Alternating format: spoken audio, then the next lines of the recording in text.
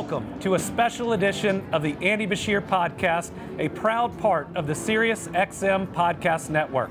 Today we're on location. We are filming at Bourbon Beyond, one of the largest music festivals in America. So today's episode is special and a little different. No politics, no news of the day, just two amazing country music artists telling their story. Each of these has a unique sound. Brit Taylor, a daughter of Hindman in Eastern Kentucky, and Miles Miller from Central Kentucky and Woodford County. They're going to talk about their journey. They're going to talk about their inspiration. So today, we get to go on their journey with them. We get to enjoy the moment. And for everybody out there, with all the craziness in the world, just breathe out, listen to these two artists, and enjoy today's episode.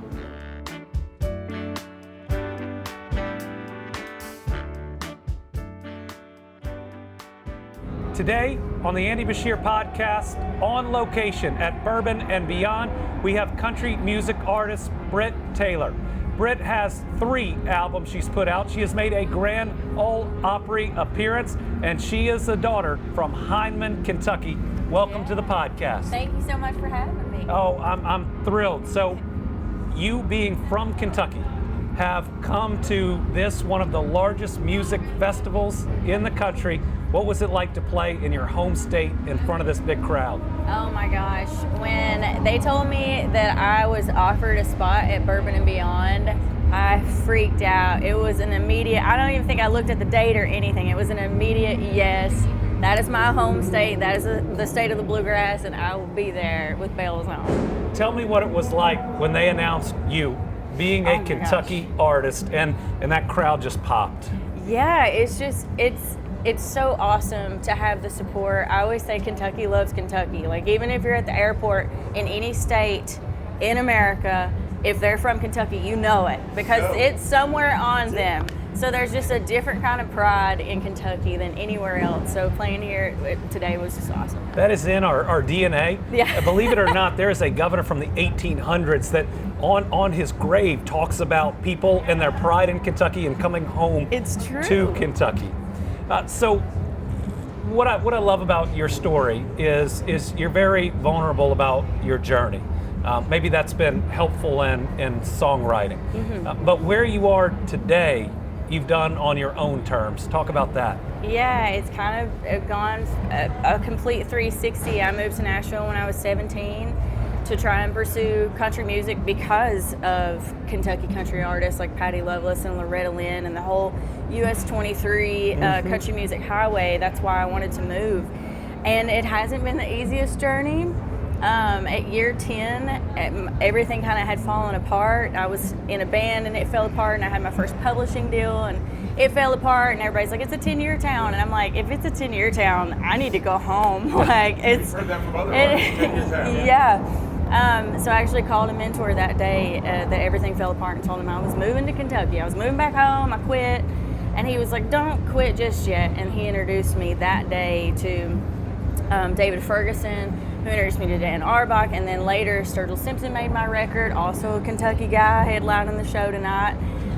So it's just been like this complete 360, but I wouldn't have it any other way because it's really shaped who I am as a person. And you know, hard times really create some empathy, and I think that you're given in life what you need to become who you're supposed to be. So I wouldn't change a thing. Starting that path out early in life, I think I've read that your mother was an educator, so she was a teacher, and the first recommendation you had for singing, I believe, was coming down the hallway in high school. Is that right? It was in kindergarten, I think. Kindergarten, okay. Yeah, okay. Really young. Okay. My mom's, they were both special education teachers at Hindman Elementary, and she just said Bug, because that's what they call my mama, is Bug. And nobody knows her real name. She's just Bug. Bug, your daughter can sing. She can carry a tune. Did you know that? And Mom's like, well, I don't know. She just likes to hum around. She's like, well, you need to, let her sing at the fall festival. And I think I got up and sang my ABCs. I was 4 or 5 years old, and and I was so shy. I was so shy and timid. I didn't want to talk or anything, but I loved to sing. So that's how all that started. That's how you got started. So I want to know what is in the water in Eastern Kentucky with all this great talent, and then what did you learn in Hindman that you translate to your music today? Oh my gosh, something in the water or something in the bourbon, for sure. There we go. I mean, like I said, maybe a little moonshine. maybe a little moonshine too. US 23 is just loaded with country music artists. Your Loretta Lynn, your Patti Loveless, Billy Ray Cyrus, Sturgill Simpson, Tyler Childers, Chris Stapleton. Oh my gosh, the list just Brit goes. Taylor. Brit Taylor. Yeah. And it just goes on, and all those artists are such inspirations to me. And I don't know if there's any other place in the world where this small stretch of highway It's unbelievable. has that many insanely talented artists, Right. and none of them sound alike. Everybody has their own unique identity, and I think that being from Eastern Kentucky and so close to the highway and looking up to those artists so much really gave me courage to chase my dreams, to be like, well, if it can happen for them, they were just over here in this holler and I'm in this one, like this might, maybe I can do it too. Do you guys connect in Nashville? Like, do you run into one another? Yeah, we can't help it. I met my husband in 2016 and he was like, I'm from Louisa. And I'm like, No no, way. you're Kentucky. not. Let's No, you're not. And he's like, he always says, he's got a song. He said, I had to travel, all around the world just to find you, Kentucky girl. Oh, that's You're great. listening to the Andy Beshear Podcast. We have country music artist Brit Taylor, who just used the phrase holler. And if you're not from Kentucky, that is the valley in between the mountains and the hills. I want to talk about your music. Yeah. So to me, you've got a throwback country sound that's very much like your idols, Ricky Skaggs, Oh, yeah. Patti Loveless. It's more what I remember being the mid to late 80s type of country sound. Yes, you hit the nail on the head. I love that late 80s, that Judd's, Patti Loveless, Ricky Skaggs, and Patti Loveless. And it kind of came from bluegrass too. Mm-hmm. They were putting a lot of bluegrass influence into their country music. You had your drums and it was groovy and it was country, but you also had mandolin and fiddle playing those lead parts and a lot of acoustic guitar. The Judds didn't even have an electric guitar on their first record. Wow. They just said no electrics, all acoustics, and it really created that Judd sound. And that's what I want to do, is bring in those acoustic instruments, bring in what sounds like home to me, and that's what sounds like home, so that's what we're doing. For our listeners that haven't heard your music, what is the first song they should download? Oh gosh, probably Kentucky Blue. That's a good song. Yeah, That's Kentucky what we said Blue. earlier. That's our favorite. That's one of my favorites, and I love the version that Sturgill Simpson produced, and I also have a bluegrass version. It's hard to pick which one's my favorite, but I'd say go to both of those, or either of them. And you've got a new single this year, all for Yes. sale? Yes, I released it last week. Okay. It's another one of those very bluegrass tinged country songs about characters that I've seen in Eastern Kentucky over my life. This woman gets fed up with her man and sells all his stuff while he's gone. So Which town is this? Sounds like most. we'll keep quiet on who this one's about. Is there a pull, because I think you've had to address it in your career, between kind of the commercial and the artistic? Yeah, yes, definitely. There has been for me, because I felt like when I got to Nashville, all the reasons that I moved to Nashville were kind of gone by the time that I got there. It was a time when they were chasing the very pop sound. Fiddle was out. Fiddle wasn't cool anymore. You couldn't have mandolin. You couldn't have steel guitar. And it was like pretty heartbreaking when I got to town, actually. And I spent years trying to fit what I thought I was supposed to fit in. I'm not super confrontational, and so I was just like, sure, I'll do that. Later I'll do what I want to do. And I wish that my younger self would have stood my ground a little more and done what I really, really wanted to do. But now I'm getting to do it, and that's fun. And I think about you playing the Grand Ole Opry, which for any country music artist is a big deal. But for you, with the type of music you love, with the people that you've looked up to, that had to be like the Super Bowl for you. Oh, it's definitely the Super Bowl. Like most little girls dream of wedding dresses, and I dreamed of an Opry dress. Wow. And I also grew up singing on the stage in Prestonsburg, Kentucky. Yes. In the Kentucky Opry. So I did that from the time I was 7 years old to 17, every weekend, like it was my job. It was so much fun, and to make that transition from the Kentucky Opry to the Grand Ole Opry was incredible. During that time as a child, growing up in Eastern Kentucky, was there a moment where you knew this is what I'm destined to do?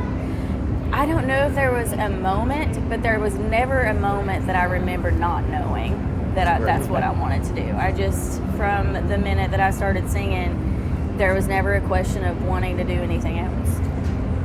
So your hometown, Hindman, was hit really hard in the 2022 flooding. I was there the day after. It's sadly the one area we lost kids, but lost a number of folks. I know you and a number of other Kentucky-based artists came together to raise money for flood relief. Why was that important to you? I mean, it's so important to me because that's still home.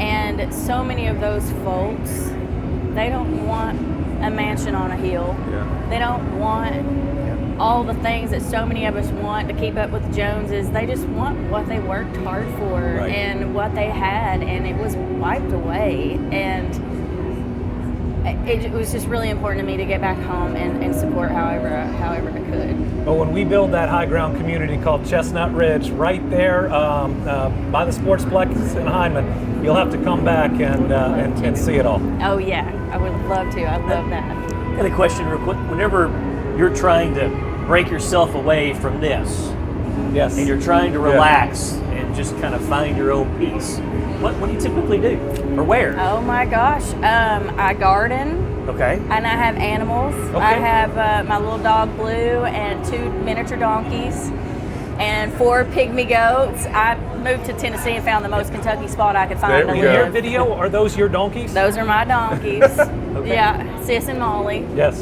They came from McDowell, Kentucky. My papa hauled one to Tennessee for me. But I just get out in the nature with my animals or garden or wash some windows, you know, very, very mammoth style of relaxing. Following up on that note, what's on your playlist? What music do you like to listen to? Oh my gosh, just like I said, all those Kentucky artists. Patty Loveless. If I'm coming back home to Eastern Kentucky, I'm listening to Mountain Soul or her, I think a 2003 record, On Your Way Home. I love that Patty record. I don't know if you know this, but Andy's actually referenced in a Jack Harlow song here, true or false, so they're close. True. Somehow I'm only in one rap. I don't know. Well, I'm gonna have to put that on my playlist. So we always like to get to people's why. Not just the what, that you're a country music singer, but the why. You know, what is inside you that makes you want to share these songs and these stories with the world? Yeah, we were talking about Dolly Parton a little bit earlier, and I've always envisioned myself as being a Dolly for my hometown and for my community. She did so many great things for Sevierville by putting in Dollywood and bringing commerce to the area and bringing hope to an area that didn't have much hope before. And if I can ever do that for the place that I'm from, go back home to Knott County and do that would be incredible. I think that is my above the music, above the stories, above everything, just figuring out a way to get back to my community, my home. That's really special, and we look forward to that in the future, but you've just had some recent news that you shared with the world. Yes, expecting a little baby girl. That's exciting. She is named after my grandma, Beulah. That's pretty special. Yeah. And we offered, before we started, for any advice between us. We have 5 daughters. Oh, okay. yeah. I'll take And all the advice. very and 2 different. sons. I will tell you, appreciate every moment, because in a blink of an eye, they're in college, they're driving, and they're bringing boys home, which is totally unacceptable. No. We just can't handle it. She's got a little while. I for know. that. We always like to ask people, what is their secret superpower? What's that thing that you do really well that no one knows about? Oh my goodness, the secret power that I do well. Well, I have a hidden, nobody would think this, but I actually am a 2nd degree black belt. Oh my goodness, that is a This great... is why John's sitting next to If you. you need some security. Good. That's great. Well, in this Just let world me right now, know. we all do. Now, when you were in Nashville, one thing I love about your story is you weren't just playing, you were also getting your college degree. Yes. And that you've put that to work, and you've put some business sense to work to ultimately fund your dream. Yeah, I started when everything kind of fell apart. I actually started a cleaning business to fund my first record, and now I'm using that degree to start. Like I said, I wanted to give back to my community. We actually just started a record label in Prestonsburg, Kentucky. Really? Called Ridge Tone Records. Okay. Yeah, my next record's coming out. We've signed another artist, but it's a record label in support of Appalachian talent. So I'm really, really excited to get that off the ground. It's very new, but I'm so hopeful. I mean, the best talent comes from Appalachia. So. Are we going to see a launch at the Mountain Arts Center? Or? Oh yeah, for sure. And there's a new theater coming in Prestonsburg, and we can't wait. Well, tell our listening audience the name of your album and all the different ways they can download it. Yeah, you can listen to Kentucky Blue or Kentucky Bluegrass on Spotify, Apple, all the things. You can find everything on BritTaylormusic.com. And before we let you go, what is one song that might not be the most popular if you looked at downloads or charts that you think people ought to listen to? It's that one that maybe connected with you. Yeah, I recorded a song that I wrote with Pat McLaughlin, who wrote a lot with John Prine, and we wrote a song shortly after the pandemic called The Best We Can Do, and it's The Best We Can Do is Love, and it's just a song about having hope in really hard times, and that no matter what's going on or how bad things are, the best that you can do and give to the world is some love. That's special. I remember when we lost John Prine in the pandemic, and how all Kentucky was lit up in green at that time, but especially for him. Yes, yeah. We're grateful to have you on the Andy Beshear Podcast. We wish you the best of luck in this country music career, but also as a soon-to-be mom. Thank you. Kentucky Blue, that's where I've been since I lost you. And as far as I can see, till you come back to me, I'll be Kentucky Blue.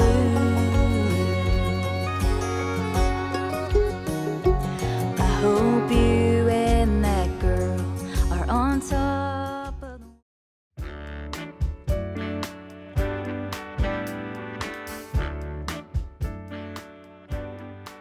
And now, on the Andy Beshear Podcast, we have country music artist Miles Miller.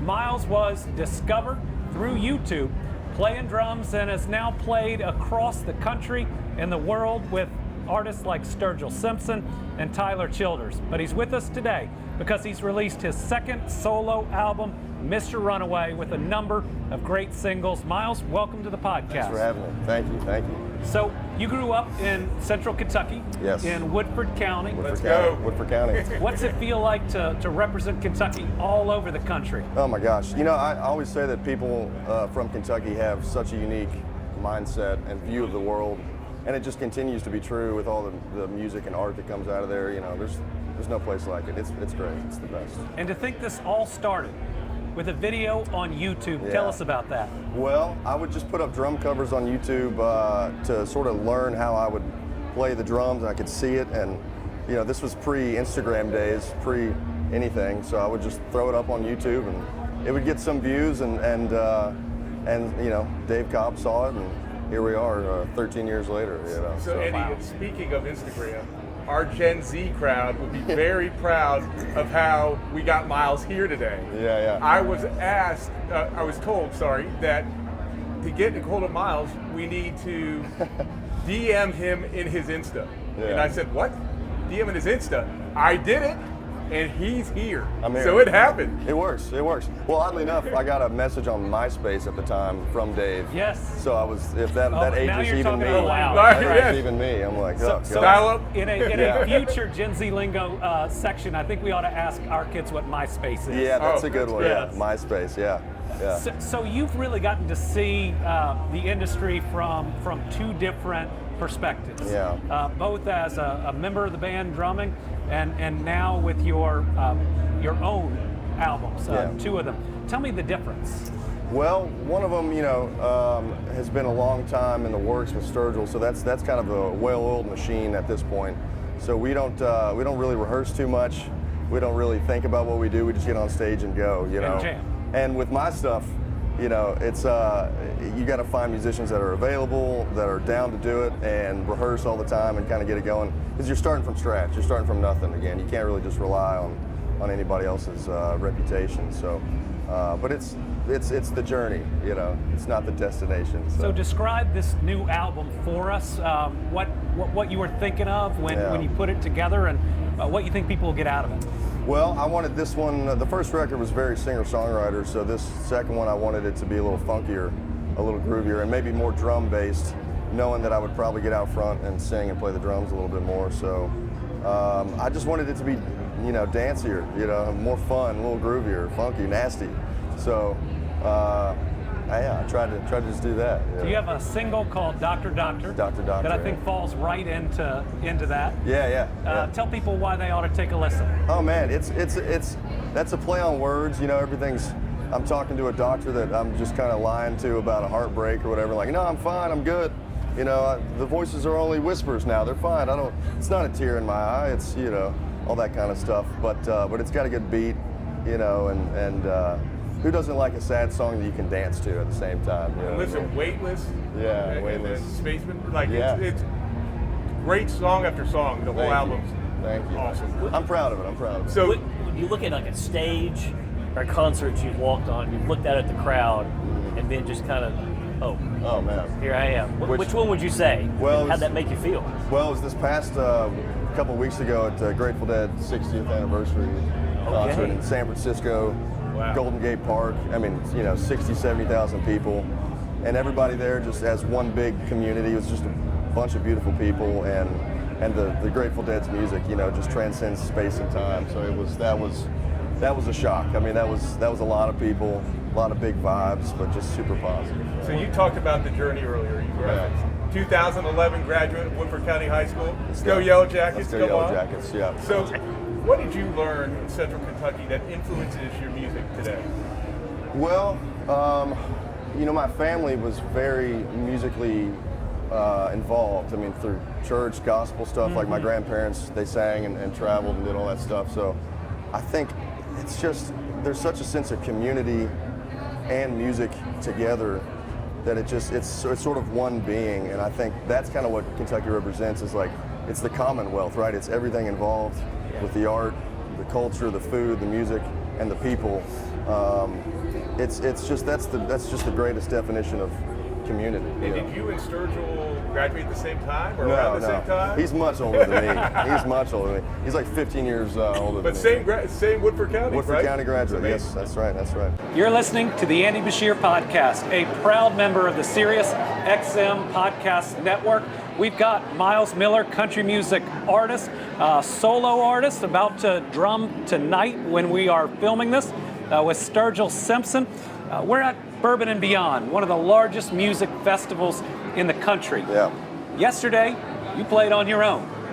Tonight, you're playing with Sturgill. You might be the only person at this entire festival to play twice. That's a full-time job. I know. I said I need an award. You know, I need some sort of plaque. I think we need to figure that out. Yeah. Maybe, a signed guitar probably wouldn't work the same for you. Maybe, as it does with some others. Yeah. I need something on the wall, you know. Yeah. In some of the artists you've played with, like Tyler Childers or Sturgill, are there things that you take from that experience that you think have influenced you as a solo artist? Absolutely. Those guys are the top guys when it comes to songwriting, performing, and putting on a show. I mean, they really are masters of their craft. So, but they're also buddies too. So it's you teeter the line of kind of being amazed and like just hanging out, you know.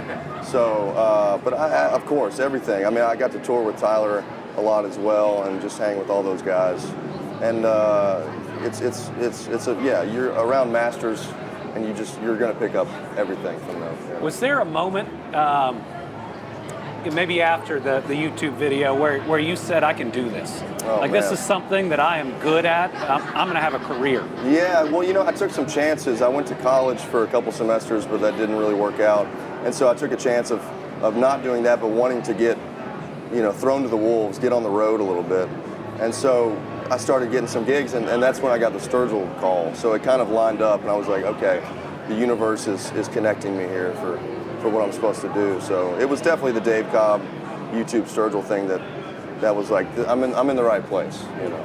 Miles, we talked earlier a little bit about Solid Gold, and I told you I felt like when I'm listening to that album, it reminded me a little bit of James Taylor. Yeah. How have you grown as an artist to the album you just released yesterday? Yeah. Well, I mean, the first record, like I said, was in a specific time in life with, you're with different people in your life, and you grow apart, you grow closer, this and that. And then when you put out a record, you kind of, I put the analogy, you sort of send a kid off to college. You're like, okay, bye, have fun out there, Not that I would know They what that's both like. just did that. Well, there you go. Yes. You're basically songwriters Yeah. as well. Yes. You're basically songwriters. We have the prep ready. So mine won't call me now. Yeah. And the income works the other way. Yeah, right. Well, yeah. No, it's so you sort of release it and then you move on and you check in with yourself and where you are at that point in your time, point in life, and just go from there. Write about what's around you. Yeah. When you start to look back at the challenge you've had right before you walk on stage, what's something you've seen that you've had to overcome that suddenly fell on you before you have to go entertain? I mean, 80,000 people staring at you will scare you pretty easily if you let it. I would imagine. But you do that enough times, the anxiety sort of just becomes a friend. You're like, okay, I see you, but you're not gonna get me, But then you also realize that people out there are there with you. They're not there against you, and so it literally is a community. And if you just act like you're hanging out with your boys on stage, which we are, you can't do no wrong. It's great. When you want to relax, when you want to kind of push work out, what do you do? Mow. I Really? love to mow. Yeah, I've got a great Riding yard. or push? Oh, riding mow. I got a Okay. zero turn. I get out there. It's like a couple-hour job, but it's just the greatest. So you got a couple acres then. I got a little over an acre. Yeah, Okay. yeah. So it's beautiful. I'm actually in Tennessee, but I'm real close to Kentucky, so it kind of counts. You can still pay taxes if you want. Yeah.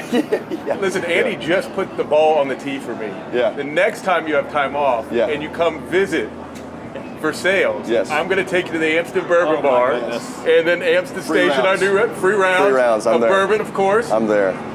Open invite. Everybody 100%. else has to advertise on the channel except for anything. That's right, That, that's right. that You know what? John You don't has. appreciate the hat. That's good. You ever thought about one of your country music videos, filming you mowing?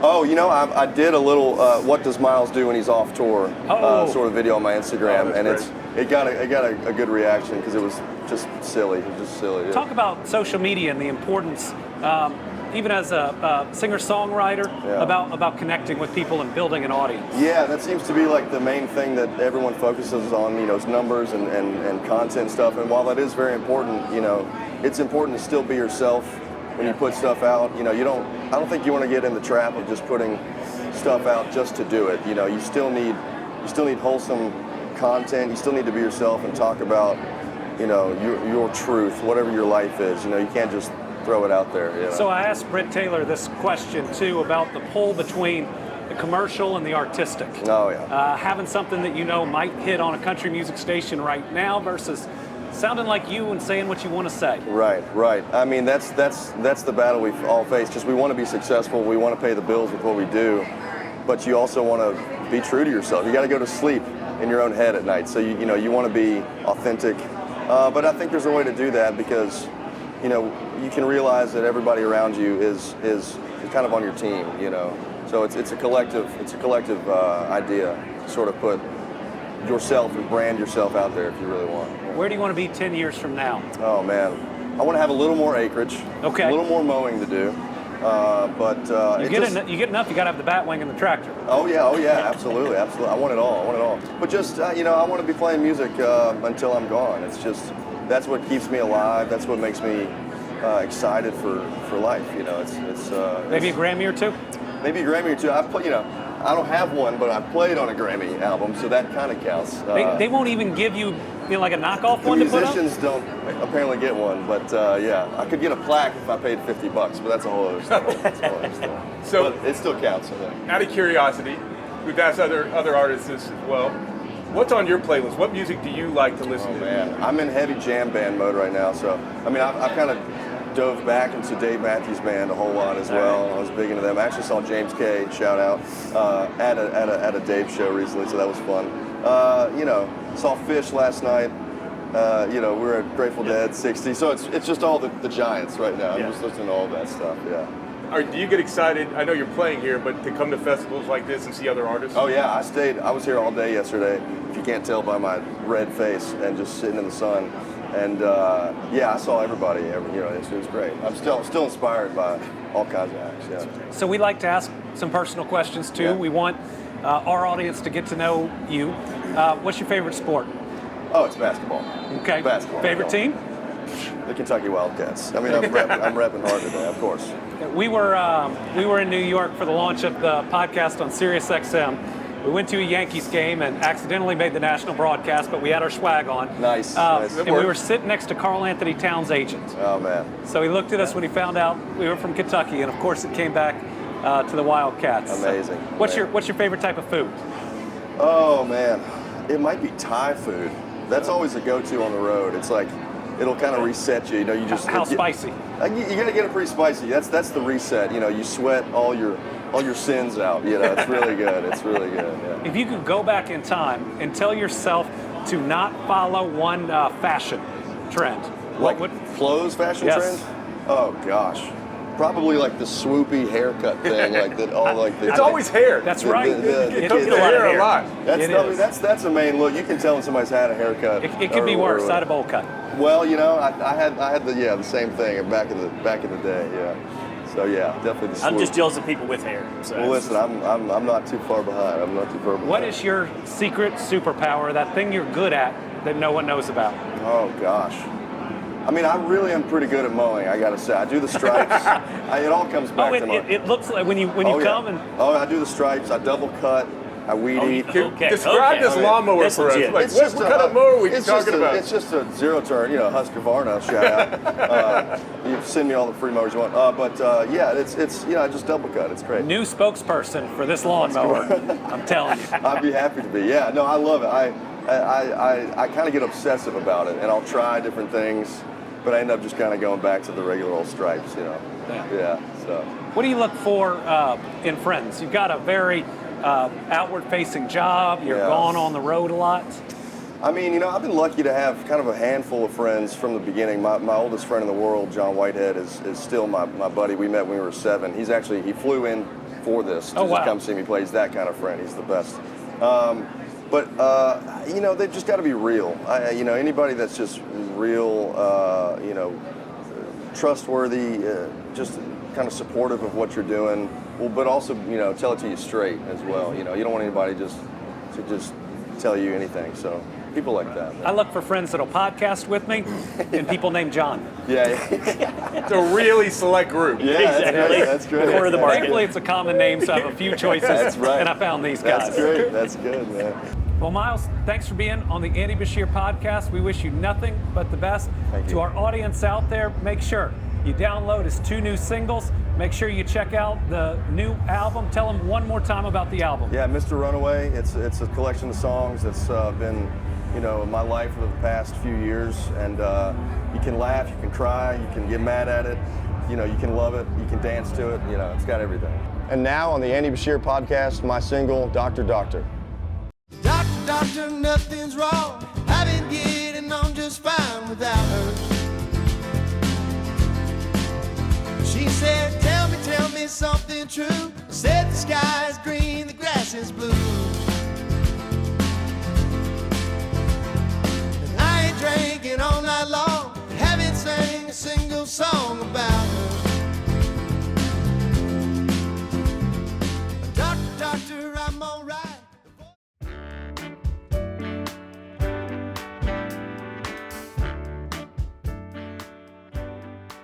You're listening to the Andy Beshear Podcast. Like we've mentioned, we are on location at Bourbon and Beyond, one of the largest music festivals in the entire country. It's put on by Danny Wimmer Presents, and here with us is the founder, the man himself, Appreciate it, Danny Andy. Wimmer.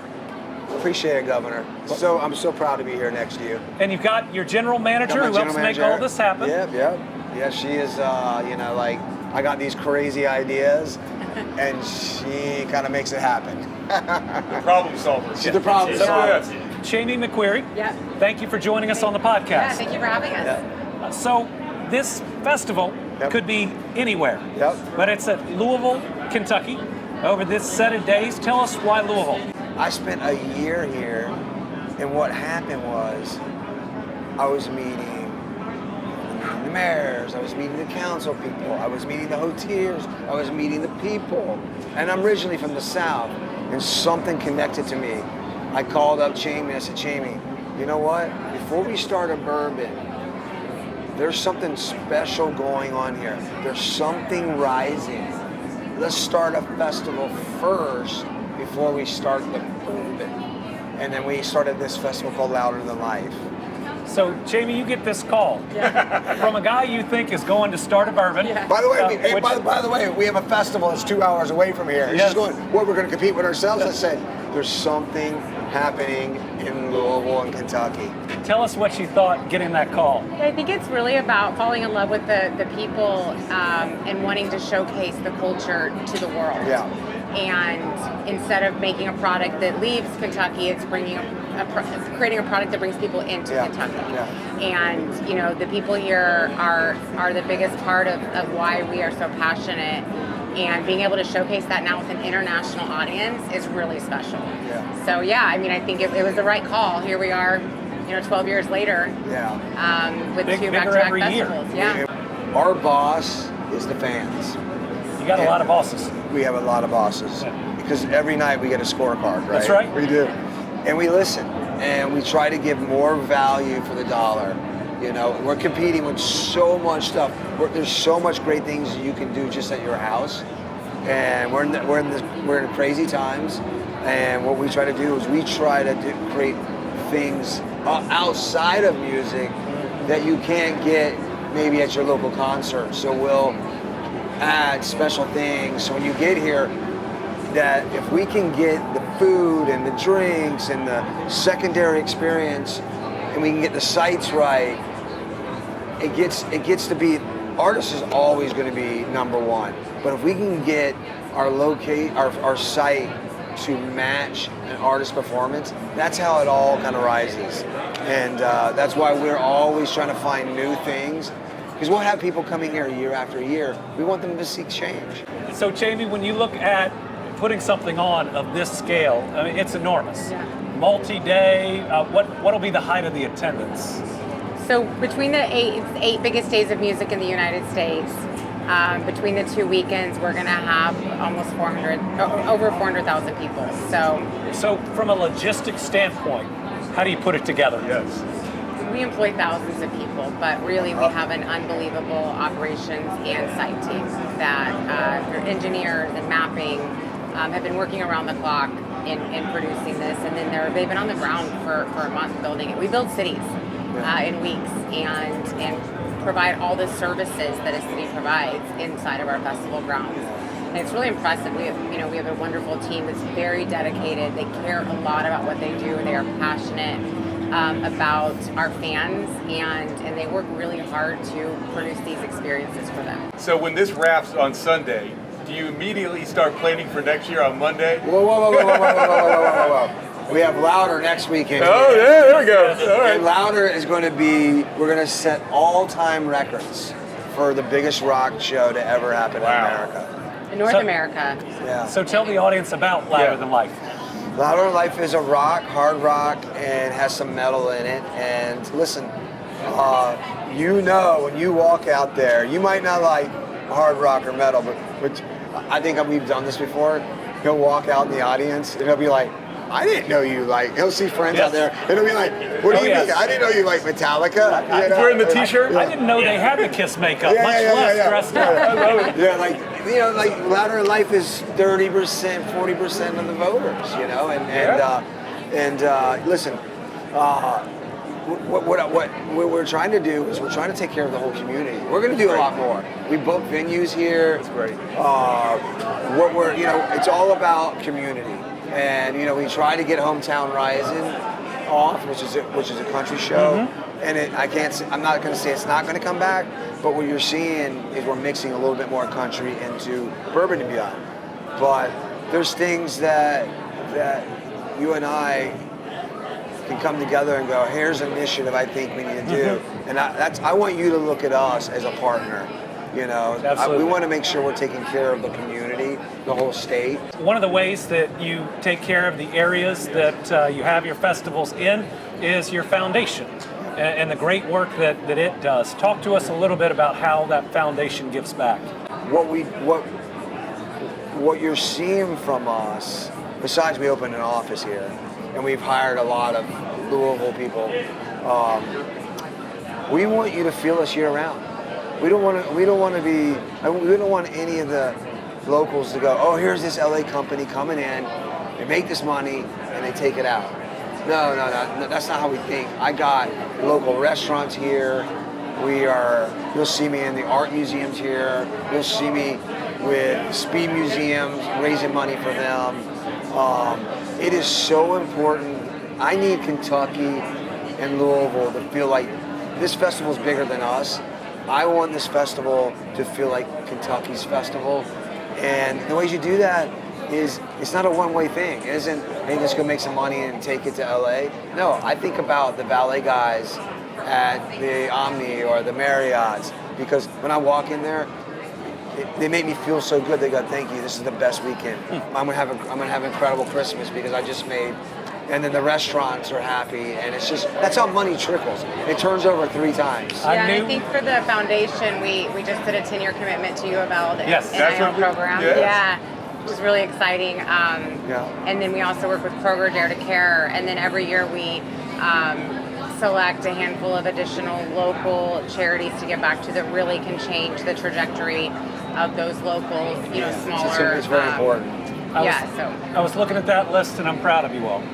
Standing up for diversity, trying to do the right thing, supporting the whole community. So when this episode comes out, Bourbon and Beyond this year will be complete, but people I think are going to be thinking about next year, and what are you looking forward to? What are maybe some of the early plans and previews that somebody listening saying, I want to consider coming, ought to know? Well, I hope what they see this year is that Bourbon and Beyond has stepped up and louder, stepped up, that they saw, it was a very expensive move to go from one site to the other. What I'm hoping is they leave here and go, wow, because last year we had a hurricane that sat on us, and the site turned to mud. If you're out here, we turfed the whole place. We want this to compete. Last year, we beat out Lollapalooza and Coachella. Those are the darlings of festivals. Yeah, we were Festival of the Year. We won Festival of the Year, yes, which we're super proud of. And Kentucky, and rising tides raises all ships. And to go back to the commitment to the Cardinals is, first off, I'm a huge Dan McDonald fan. He's an inspiration guy. I listen to him. We talk. He's a motivation guy. He inspires me. And it's easy to pay attention to football and basketball, but man, I want to be in Omaha with him next year. I'm here to help him win a championship. And so if you look at what Josh Hurd has done. We're a baseball family. Yeah. So if you look at what Josh Hurd has done, to put it all out there, he's like probably one of my best friends now. Oh, he's a good friend to us as well. But he is the real deal. If you look at everything, his sports program is doing this. Yep. That means we're all doing this. And I'm a big believer, rising tides raises all ships. So when I need help, Josh has been there for me. And Josh is dealing with the NIL. And what I'm trying to do is say, hey, here's a company that's not here full time. We're committed. And we're gonna try to figure out ways that we can do things easily that anybody that lives here can find an entry point. I just don't think people know how they can help. So I'm trying to help Josh figure out how to talk to the community. Every dollar matters. His passion is cross country. Obviously, he's got to win football games and basketball games and volleyball games. He does like to run. Yeah. But the track and then Arthur, who's a dear friend of mine also, he's a swim coach. We're going to be helping them try to build some money for their NIL program. And listen, when you're in Kentucky and I live in LA, what I love about it is, man, you can change here. And you know what? And I'm a big believer. If you drop the bowling ball and it hits here in Kentucky, it can ripple to the coast. And that's what I love about you. I'm here for you anytime you need me. I appreciate that. Yeah. And to the founder and the GM of Danny Wimmer Presents, thanks for having Bourbon and Beyond and Louder Than Life in Kentucky. And thanks for joining the Andy Beshear Podcast. Thank you so much. Thank you. Thank you, guys. Thank you.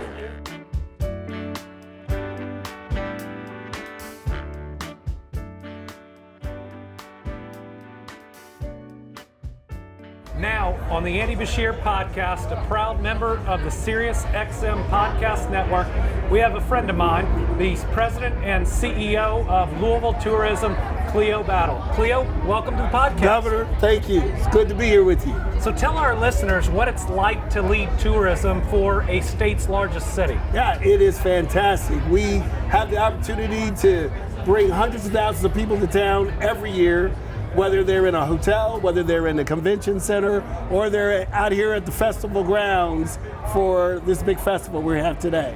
I think some people view tourism as fun, but it also is a huge economic driver. That's right. And it's one of the ways that you can recruit people to move somewhere, to introduce new potential business to a state. Talk a little bit about how tourism is used ultimately to better the lives of the American people. Sure. So, we look at ourselves as the first state for economic development. I like you that. got to come here first. $4.2 billion economic impact. But not here as in awkward Jefferson as the County. first state. It's not as awkward. All right. No, it's a lot more fun. Yes. But $4.2 billion economic impact here in Jefferson County, 70,000 folks employed in hospitality and tourism in this community, has a huge impact in this community. We continuously build hotels, build distilleries in this community. Great jobs. Great jobs. They are growing jobs for tourism. So, and I think you've mentioned three things that are all records right now. More new jobs than ever before. Yes. More exports out of the state than ever before. And you have broken Louisville's tourism record 3 straight years. 3 years in a row, and we appreciate your leadership and the legislators' leadership in supporting us, supporting tourism here in the state as well as Jefferson County. But yes, 3 straight years of record tourism growth in Jefferson County, Louisville. We are on location at Bourbon and Beyond, Yes. one of the largest music festivals in the country, won an award as the best music festival. What does a event like this mean to a city and to tourism? Well, and put it in perspective, the Bourbon and Beyond, Louder Than Life together are the second largest events we have in Louisville behind the Kentucky Derby. That's a pretty big so event. That gives you perspective. Last year, they had nearly 400,000 people over the 8 days. And to tell you about growth in Kentucky and what we've been able to do for DWP, in 2014, their first year here, Louder Than Life, 2 weeks, two days, 36,000 people. Last year, nearly 400,000 people between the 8 days. So we have done a phenomenal job of being partners with DWP. I think I knew that this festival was a big deal when I was out of state and I was coming back.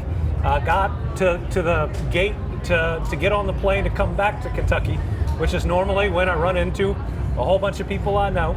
And I didn't know one person on the plane, nor did they recognize me, which really meant we were bringing in Yes, sir. a lot of people. 70% of the people that come for the festival don't live in Kentucky. 70%. So to the listeners out there that have never been to Louisville, why should they come and what should they see? Well, first and foremost, we are certainly about bourbon, and it's about the experience of bourbon.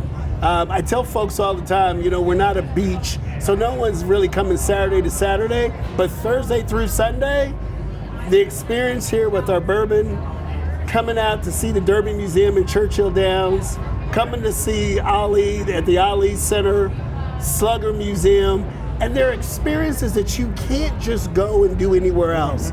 Sure, can you go buy a bottle of bourbon somewhere in another city?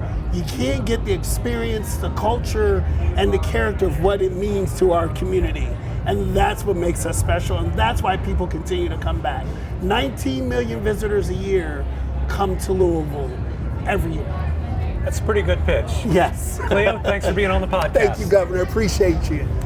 Remember, you can download us on all major platforms or subscribe to our YouTube channel at Andy Beshear Podcast. Your downloads and your subscriptions are what keep us going and keeps this conversation going. So make sure you're a part of it, and let's do this together.